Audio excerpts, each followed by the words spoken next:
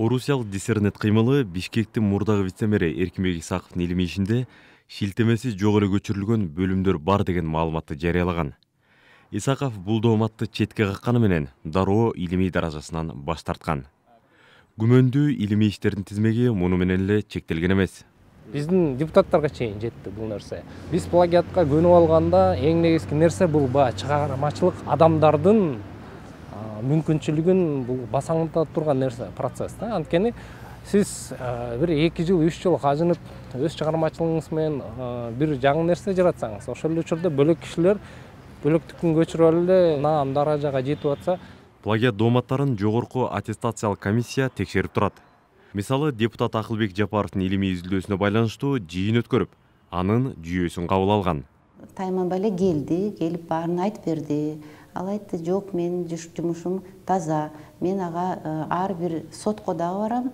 Өзүм жазгам, эч кандай плагиат анда жок. Экинчи жолу биз бул жумушту плагиатка текшерген жокпуз, анткени биздин оюбузча Акылбек Жапаровичтин сөзү эле бизге жетти.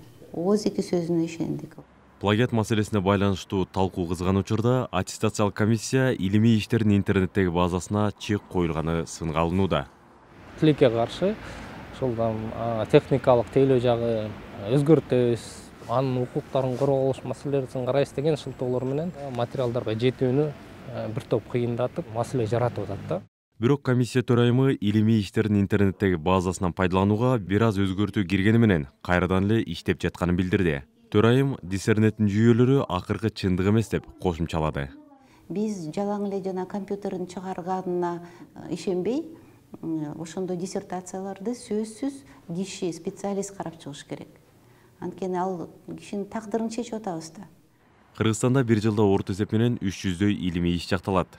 Жогорку аттестациялык комиссия соңку бир жыл ичинде эле 12 диссертациядан плагиат таап, ал илимий иштерди жокко чыгарган.